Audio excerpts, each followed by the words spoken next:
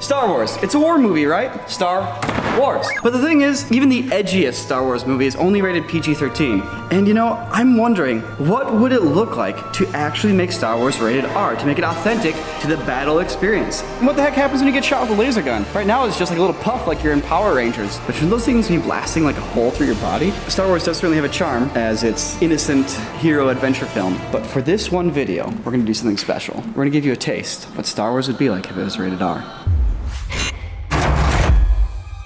We have the power to do a what if here. What would it look like if it was made for adults? What if we replaced the lightsabers with like katanas? And it's just Earth Wars, man. Just Earth Wars? And like Darth Vader chokes a dude. You could actually make it look painful now. Veins start to bulge and like their eyes start to go like this, you know? Yep. Oh man, so this is the darkest moment in the entire prequel trilogy.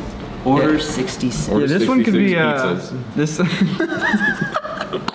Obi-Wan! Oh, we rode about the parachute? Oh. Well, he has pavement. He has pavement. Ping, ping. Green screen. What's this guy doing? Tall head. Oh, he's so sad. We could just Akira style. Just like tick, tick, tick, tick, tick. Yeah, just everything. Look at these like dumb Jedi. Just like ooh-doo-doo. Nothing bad's gonna happen to me here. Oh my goodness. What is this? Wait, Clint, you don't know about this scene? No. Master Skywalker! He falls through a trap door in the floor, and you hear, ah! He goes, until you hear a thump. and then splat! And then he flies so much violent. Right. And then in this shot's yeah. What's it cut to after this? Order 66 feels pretty appropriate. I think so. Like it has a lot of hits. We can all come together and take a moment from that. Clint's gonna do Obi-Wan hitting the rocks. I'll do Tall Head getting shot up. So we all pick a moment from the kid shot. All right, guys, we got work cut out for us. Prepare to make the jump to light speed. Let's hope we don't have a burnout. Attractive footage, that's easy. Extend the shot a little bit more to make it longer. That's easy. Clean plate the water out, that's easy. First challenge comes with replacing the water with rocks, but honestly, that's pretty easy too. Check this out. Cinema 4D plus Octane in a sweet rock asset, well placed and well lit, boom, it's in. But you say, hey Clint, what's that stuff bouncing around the rocks? Well, those are limbs that I made in Cinema 4D. I couldn't find Obi-Wan's lizard, steed, beast. So what I did was just got some dinosaur from Turbo Squid and chopped that up, threw some dynamics on its limbs, and gave it some initial force down to the ground. Most of the dinosaur has disappeared, but I'm filling that in with blood and smoke and mirrors and crap. You guys are gonna have to wait to see that. Stay tuned. Don't touch that dial. Don't pull that crank. Don't yank that chain. Don't flush the toilet, because we'll be back. I sense a disturbance. In what, Jake? In The Force? No. In the internet. Oh. There's a dark side to the internet and a light side. The only way to bring balance is through today's sponsor, ExpressVPN. You see, without a VPN, you could fall prey to the dark side because hackers, internet providers, and cell phone providers can just take your information and do whatever they want with it. Using a VPN like ExpressVPN encrypts that information and makes sure it's protected and safe. They've got best-in-class encryption. They have 24/7 customer support. They have server locations in over 94 countries and apps for every device. There is hope. Just go to expressvpn.com/CorridorCrew. You can get ExpressVPN for just $7 a month. Also, if you sign up for 1 year, you get 3 months free. That's expressvpn.com/CorridorCrew. You can get ExpressVPN and never fall prey to the dark side.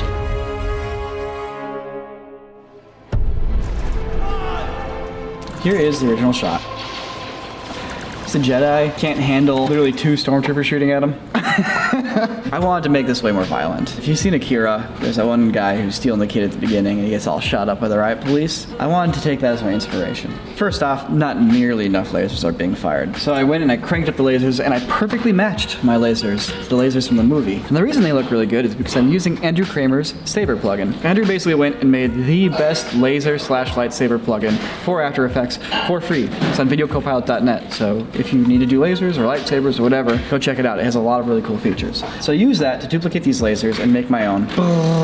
Not a good shot of a lot. I also used the liquefy tool to like have parts of his head burst as well as like clothing. This gives me motivation for all my blood spurts. I used Action VFX's Blood Hits pack. I just have a lot of blur going on for the initial frames when things are bright and hazy, and then it kind of sharpens up as the shot goes on. Oh, one more thing I did some bullet hits. We have a bullet hit on his eye here, for example, and he gets shot in the side of the head. And the way I did that is I combined the flesh wound element from Action Essentials Just a flesh wound. with a blood splat. And those two on top of him give it a pretty convincing blood splat. Oh, and as a final like little touch, I put some blood splatters on the ground. I hope you enjoy a more accurate representation of what Stormtrooper lasers would do to you. Clone Trooper lasers, sorry, difference. So I finished my shot, but I was feeling kind of hollow and incomplete, and I couldn't figure out why until I realized it was because I have this opportunity to do something that I'm sure everyone has always wanted to do, and that's to mutilate Jar Jar Binks.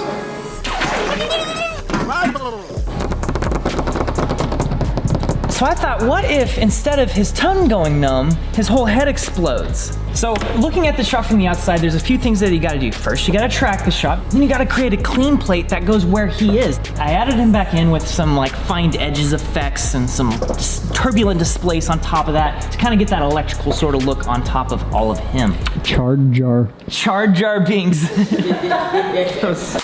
With something like this, more is better. Having a lot of different elements. You got the lightning, you have the sparks, you have the teared skin of a cloth simulation, you have the actual blood burst, you have smoke bursts. It kind of just gives that misty look. So you actually have like some vaporized blood. And then to top it off, you have a severed head. Beautiful. How many elements is enough elements?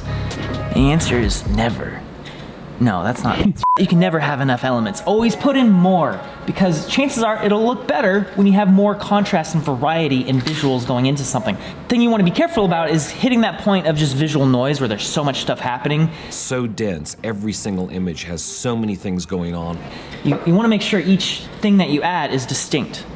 Now this is an example of using just nothing but existing video files that I already had that I can just throw in there a la carte. But Sam over there is actually working on a custom blood simulation for his shot, and that'll be one of a kind. I want to see that. What makes these little experiments so great is it opens up these opportunities for us to explore and learn and try out some new techniques we've been wanting to do. For my shot, I got just that. I've been experimenting with this new plugin called X Particles, which allows us to simulate fire, smoke, liquids, soft bodies, rigid bodies, young Jedi bodies. These bodies are plumb full of midichlorians. I got to put that to work today. He falls through a trap door in the floor, and you hear, ah! So he's falling so fast that his body combusts into a million little pieces. If you actually watch the scene where he threatens the babies with the lightsaber, it immediately cuts to Padme's apartment. So we took that cue. This is probably where he's gonna land. Basically, I'm gonna have the youngling hit the glass of Padme's apartment. So this is very strong glass. I'm not gonna have the glass like shatter into pieces, but I'm going to have the youngling explode into pieces. So the way I wanna do that is using a fluid simulation. So in order to make a fluid simulation, I need to model the environment roughly. This is my little environment here. So we have our floor area here. Here's our glass. So rather than actually simulate something falling down and exploding, I basically just have the body at the glass, and I'm using this really rough model of like arms and legs as the source in which the liquid is going to emit from. I've got all this fluid here. I'm basically just saying, just go from this moment. Because honestly, if something's falling from that high velocity, it's gonna go all over the place. Basically, then I'm just telling the fluid, hey, fluid, I want you to have a lot of friction. You know, I want it to stick and slide a little bit. Now that I have my particles simulated here, I actually have to take a mesher. It basically looks at these particles and builds a mesh around them. Turns these particles into something renderable and physical. Boom. Oh, dude. Hitting the glass, exploding all over the place. It's very messy. Now the second half of the blood is one of those cool advanced techniques I've never messed with before. It's called making a wet map. This is really good for splatters and stains, the trail of fluid that follows something like this. Like if I had a sponge and I just wiped it on the wall, it would leave a wet trail behind. So hence the name wet map. These particles now are painting residual smearing of like some goop running down the glass. Boom, man, you see how that stuff is exploding? Holy frick.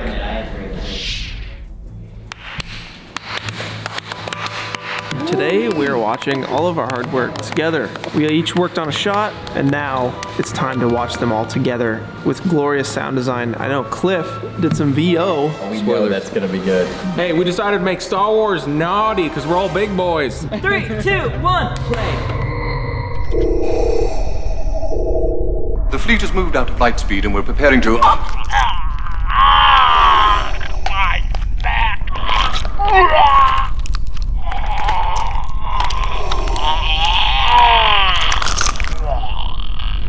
Oh my god. Sinking in. Hey, Jar Jar, keep away from those energy binders. If your hand gets caught in the beam, it's gonna...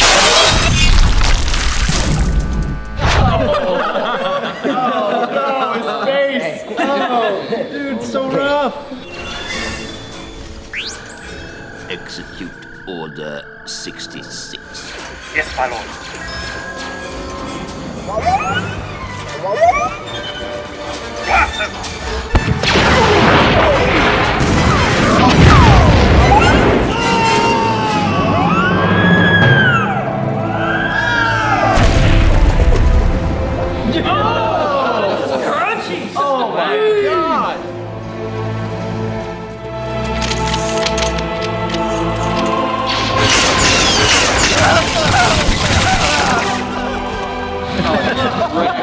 Dude, a Jedi not on his game.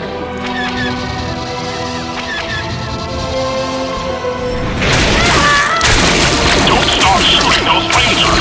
Yeah! Hell yeah! Brutal. Execute Order 66. You got it, boss. Darling, I'm coming up on our tower now. How, Donald? Bring our little girl close to the window so she can see me. What the hell? Honey, they're shooting at me. Get our daughter out of there! I'm going down! Get our daughter out of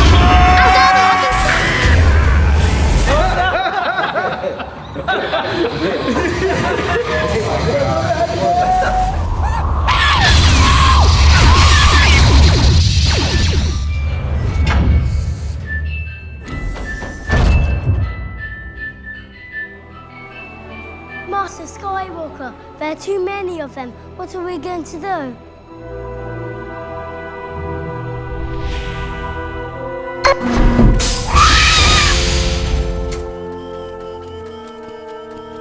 The Chancellor's office. Don't worry. I'm sure he'll be all right.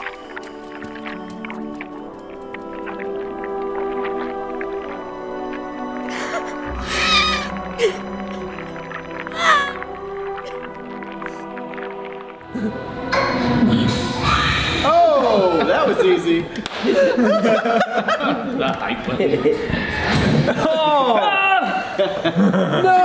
dude. Not the kids. Oh my god, there's another one. It was all of them. There's more. Bonus clip. Wow.